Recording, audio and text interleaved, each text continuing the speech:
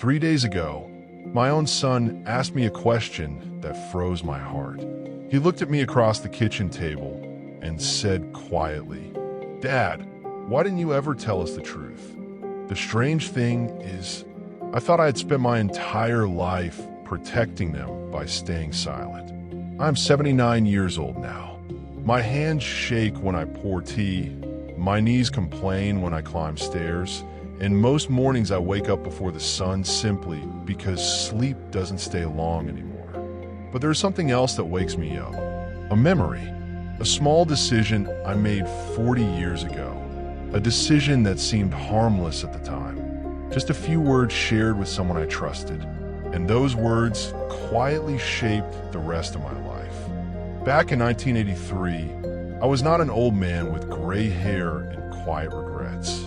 I was 39, strong, proud, and convinced that hard work solved everything. I worked at a railway maintenance yard outside the city. Every morning before sunrise, dozens of us gathered beside the long, iron tracks stretching into the distance. The air always smelled like oil and metal. Our job was simple but exhausting. We repaired rails, lifted heavy steel plates, tightened bolts the size of fists, and inspected the tracks mile after mile. The trains never stopped. Passenger trains, cargo trains, military trains, day and night they rolled past us like thunder. It was honest work, and I believed honest work built an honest life. At home, I had my whole world waiting for me. My wife, Margaret, was the kind of woman who could stretch $1 into two. Our house was small, but always warm, always clean. And then there was my little boy, Daniel. When I came home, each evening he would run down the front path shouting, "Dad," like I had returned from a war. Those were the moments that made the aching muscles worth it. I didn't need luxury. I only needed stability. At the railway yard, most men kept to themselves. But there was one man everyone liked. His name was Robert. Robert was the type who could talk to anyone. He laughed loudly, told stories during lunch breaks, and somehow knew a little about everyone's life. He asked about my son. He asked about my wife. He even remembered Daniel's birthday. Over the years, we became friends. Or at least, I believe we did. The problem began during one particularly difficult winter. That year, the company started cutting costs. Repairs had to be done faster. Crews became smaller, and the workload doubled. At first, I kept quiet. But after months of 14-hour shifts, something inside me started wearing down. My back hurt constantly. My hands would cramp so badly at night that Margaret sometimes had to massage them so I could sleep. Still, I never complained, because men of my generation believed complaining meant weakness. One evening, after a long shift, Robert and I were sitting on an overturned wooden crate near the tracks. The sun was setting, painting the rails orange. For a while we just watched the trains pass. Then Robert said something simple. "You look tired, Thomas." I laughed and said what every hardworking man says. Just another day. But he kept looking at me. And maybe it was the exhaustion. Maybe it was the quiet moment.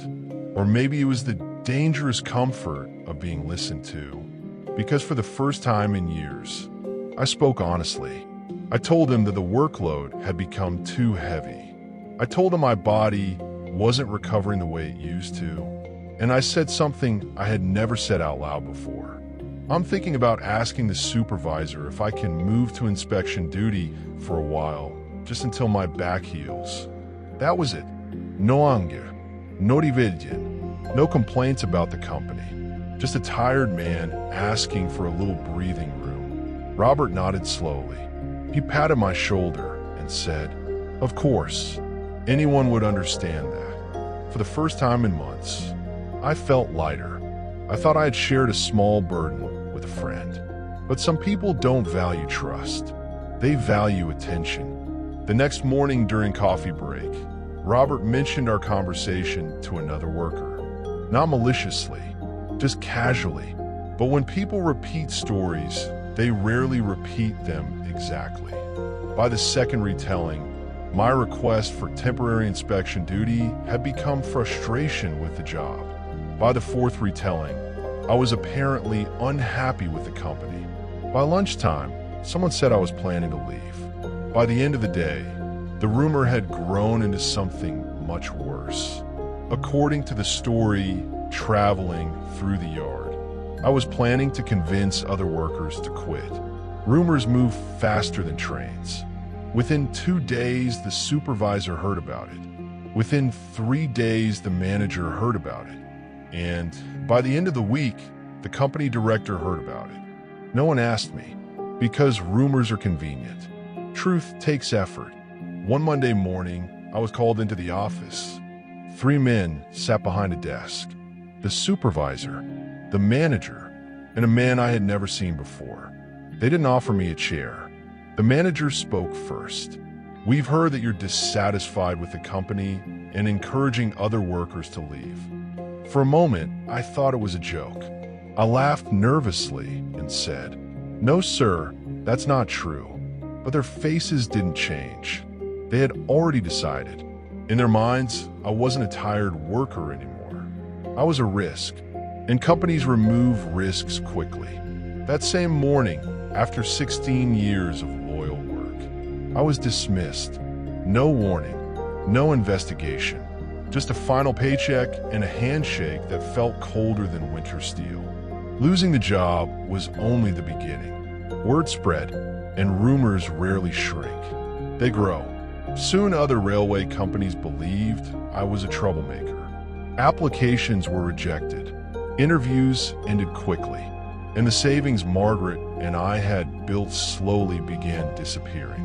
For the first time in my life, I felt helpless. Eventually, I found work again, but never at the same level, never with the same security. Years passed. Daniel grew up. Life moved forward the way life always does. But the quiet truth remained inside me. A life can change because of a few sentences. And now, 40 years later, I sat at the kitchen table with my grown son asking that question. "Dad, why didn't you ever tell us the truth about what happened?" I looked at him for a long moment, and then I smiled softly, because some lessons take a lifetime to understand. Finally, I answered him, "Because sometimes, son, the hardest part of life isn't losing a job. It's realizing that the wrong ears heard the right words." So if you're listening to this story today, let an old man offer you something more valuable than advice. Choose carefully who hears your struggles. Not everyone who nods understands. Not everyone who smiles protects your trust. And sometimes, the strongest protection you have in life is silence.